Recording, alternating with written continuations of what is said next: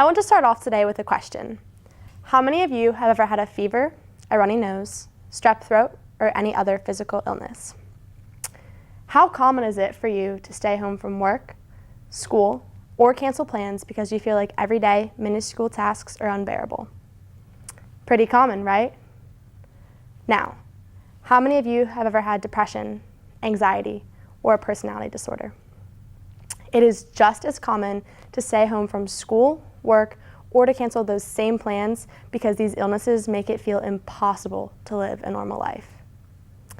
Why is it that people are judged and viewed as inferior when they suffer from a mental illness as opposed to a physical one? Well, I'm here today to offer a solution to this problem, a change in tides, if you will, and to share my experiences with mental illness. When I was a young girl, my family spent our summers at our small beach condo right off the shore of Ocean City, Maryland. My favorite memories were not the sunny days. Rather, they were what came after, when the sun began to set behind us, when I walked out to the beach, one hand grasping my little pink fishing pole and another grasping my father's. We would plant my dad's tattered blue beach chair right on the shoreline and let the waves of low tide crash over our feet. However, as the sun sank further, the tide began to come in. Without a single nibble on the line, my dad's mood began to shift. He would slam his beach chair shut, reel in the lines, and silently walk back to the condo. It was barely dusk, and he would pull his shutters closed, lock his door, and lay in bed with a bottle for the rest of the night. I would ask my mother what was wrong, and she would reply with the jaded, "Daddy isn't feeling well again." As the daughter of a father impacted by mental illness, I have personally experienced the judgment and humiliation that accompanies it. And I am not alone. Not only is it vital for children in this situation to feel support and validation, but it is equally vital for those who stigmatize mental illness to understand the pain they have inflicted. These children raised by parents who are struggling with mental health issues often hide their familiar realities, resulting in shame and denial. Licensed counselor Stacey Overton and family therapist Sandra Medina explain that those that suffer from a mental illness are stigmatized, marginalized, disadvantaged, discriminated against, and vulnerable. They are seen as flawed outcasts because they don't fit the ideal identity of society. Now, what are the effects of this stigmatization, these stereotypes, these prejudices? Mentally ill people begin to judge themselves, causing isolation, feelings of inferiority, self-hate, and shame. This creates a continuous cycle of judgment and labeling, which forces them to deny their conditions and internalize their emotions. I was a victim of this cycle. I bottled up my emotions until it felt like I was going to explode, and my feelings of shame and loneliness poured out into endless streams of tears. If we continue to allow families impacted by mental illness to isolate themselves, then the villains known as self-hate, shame, and denial will continue to affect the minds of these people and their children. Personally, I've felt the effects of the stigma at a very young age. I was embarrassed to have my friends stay at my house. I was ashamed of the way my father acted, so I denied his condition and hid from reality. It chased me around every corner like a game of hide and go seek, but I always found another nook to crawl into, another bed to hide under, or another closet to lock myself in order to escape its grasp. Such stigmas have detrimental effects for parents and their children.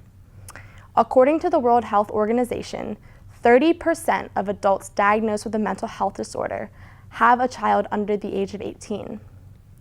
These children are susceptible to issues regarding their own mental health, communication skills, and educational status. Labeling, stigma, and inappropriate community feedback also decrease children's self-esteem significantly. Not to mention, Doctor of Medicine Natasha Marston mentions that genetically, these children are 2 and 3 times more likely to develop a mental health problem of their own. The combination of these risk factors and the treatment by community causes children to feel hopeless about their current environment and their future. Since they are scientifically more likely to develop a mental illness, it is vital that actions are taken to aid with this process. In my family, bipolar depression and alcoholism are the most prevalent mental illnesses. They have been passed on from 3 generations of men, and my brother has experienced the symptoms of depression since he turned 15. Marston also states that people with depression frequently overestimate stigmatized views held by others, which acts as a deterrent to help-seeking behaviors. My brother is now 19, and he has just now reached out to my family for help. He thought we would be angry that he inherited the gene, so he hid his emotions. Parental mental illness has implications for how the family functions as a whole. However, because of our awareness, we recognize that heredity is out of his control, and we continue to help him on his mental health journey. Another example is a 17-year-old peer of mine has a mother with multiple personality disorder. She's been aware of this from a young age and knows what signs and symptoms to look for in herself. However, she tends to prevent interaction between her friends and her mother because she's afraid they'll see the other side of her. She's heard the many whispers behind her back calling her mom crazy or a psychopath. She described that she constantly feels lost and is always worried about what her friends would think of her family. Because of this perpetual worry, she has been clinically diagnosed with anxiety. These stigmas behind mental disorders have caused mental illness to continue from parent to child, and society must become more compassionate and accepting of mental illness in order to make a change. So, how do we make this change? We must equate physical health to mental health. Parents and society need to work together to integrate mental health into the education of young children in school and promote awareness and prevent the negative impacts that accompany it. Researchers argue that education may be too limited to reduce resilient, stigmatizing attitudes because belief systems are so well ingrained. But we have the power to break this cycle.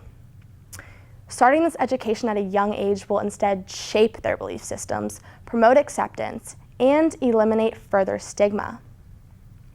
Often, children are underestimated in their abilities to process new information and treated as a societal norm. As a child that was kept in the dark, I wish I would have known this information at a young age. I looked up to my father, and when I finally found out about his illness as a teenager, I felt betrayed and lied to. Little girls should not have to wonder why their fathers are not coming home for dinner that night because they're at the bar. Little girls should not have to wonder why their dad's words are always slurred and why he seems to always be angry. Little girls should not be afraid when they hear their father's footsteps storming up the stairs, wondering if he's in one of his moods. Little girls should not feel ashamed of their fathers. Ultimately, children are the main solution. If they are taught in school and by parents that mental illness such as depression is no different than physical illness such as the flu, then they'll be more accepting of it and recognize that it's out of a person's control and they can't help how it impacts them. However, when researching the difference in funding between physical health and mental health, I was not able to find results from the United States.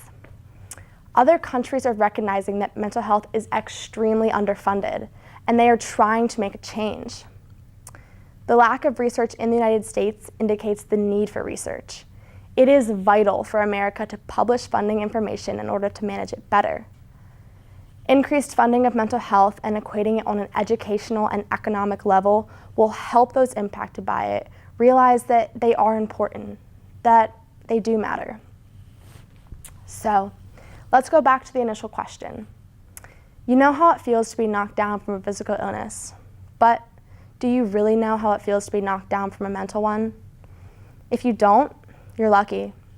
You most likely haven't felt the isolation that mentally ill people feel every day. However, if you have, you know how unbearable life can seem. I encourage you, regardless of whether you've dealt with a mental illness or not, to change the tides and approach mental illness in a different way. Although I may not be sure of the overall solution to the problem, I am sure that, as the daughter of someone struggling with mental illness and addiction, I know how damaging stigma can be to children, families, and the function of society as a whole. If parents cooperate to properly educate children about mental health, then they can evoke a positive change. They can eliminate the stigma. They can eliminate the isolation. They can eliminate the shame, low self-esteem, and feelings of inferiority that impact these families.